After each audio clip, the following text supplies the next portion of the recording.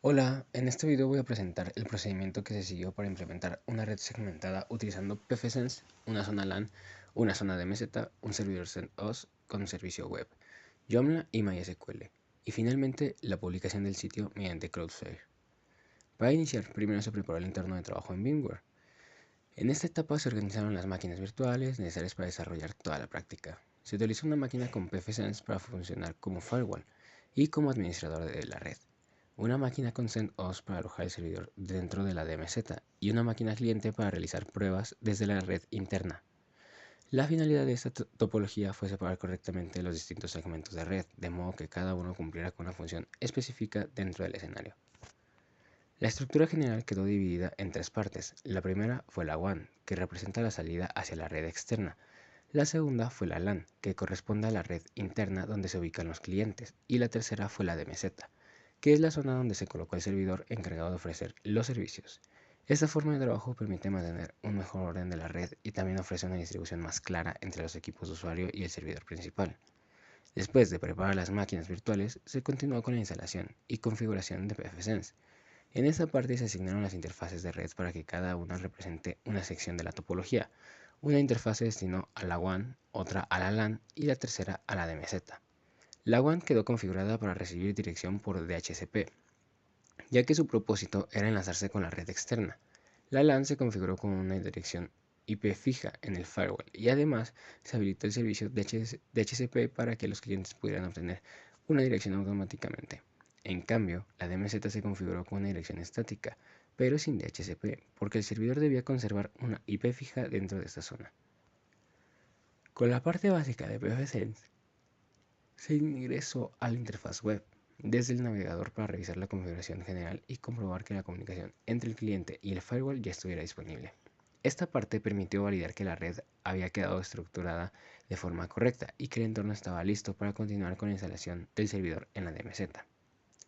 Posteriormente se trabajó con la máquina CentOS, que fue ubicada en la DMZ como servidor principal. En esa etapa se configuró el sistema con una dirección IP estática, ya que en esa red no se utilizó DHCP.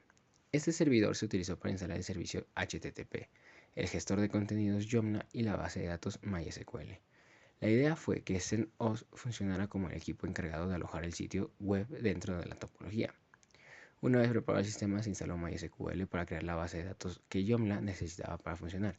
Primero se inició el servicio de MySQL y después se ingresó el monitor con el usuario root. Desde ahí se creó la base de datos del proyecto y también un usuario específico para administrarla. A ese usuario se le otorgaron los privilegios necesarios sobre la base de datos correspondientes, con el fin de que Joomla pudiera conectarse de forma adecuada y trabajar con una cuenta dedicada para su propio sitio.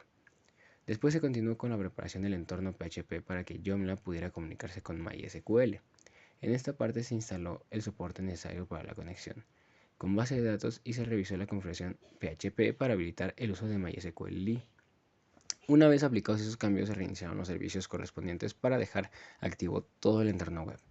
Esta etapa fue importante porque Joomla requiere que PHP tenga habilitado el soporte adecuado para conectarse a MySQL mediante MySQL. Cuando el servidor ya estuvo listo, se abrió el instalador de Joomla desde el navegador. En la primera pantalla se completaron los datos principales del sitio como el nombre, el proyecto y la cuenta del administrador. Y después, en la sección de la base de datos, se seleccionó MySQL como tipo de conexión. Se dejó localhost como hospedaje y se escribieron los datos del usuario y la base de datos que habían sido creados previamente en MySQL. Con esto, Joomla puede establecer la conexión con el motor de base de datos y continuar con la instalación. Más adelante, el asistente de Joomla mostró la parte final de la configuración del sistema. En esta etapa se generó el archivo configuration.php que contiene la información principal del sitio. Ese archivo se colocó dentro del directorio correspondiente al servidor web y posteriormente se revisaron los permisos para asegurar que Apache pudiera trabajar correctamente con él. También se realizaron los ajustes finales necesarios dentro del directorio del sitio para dejar la instalación completada.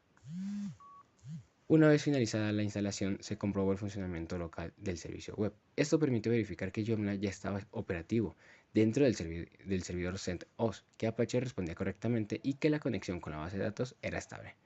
Esta validación local fue importante porque antes de exponer el sitio hacia Internet, era necesario confirmar que todo funcionara de manera correcta dentro del mismo servidor. Finalmente, la etapa consistió en publicar el sitio por medio de Cloudflare Tunnel.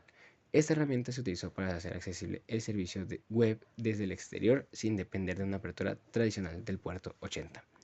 Lo que se hizo fue lanzar el servicio local con Cloudflare mediante un túnel, de manera que el servidor pudiera ofrecer el sitio hacia Internet a través de una dirección pública generada por la plataforma.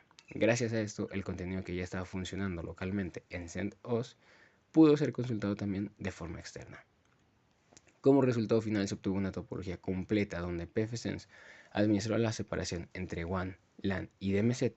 La LAN permitió la comunicación de los clientes internos, la DMZ alojó el servidor con CentOS, Joomla y MySQL, y Cloudflare permitió publicar el sitio hacia Internet. De esta manera se integraron en una sola práctica la virtualización, la configuración de red y la segmentación mediante firewall, y la instalación de servicios web, la conexión con base de datos y la publicación remota del sitio.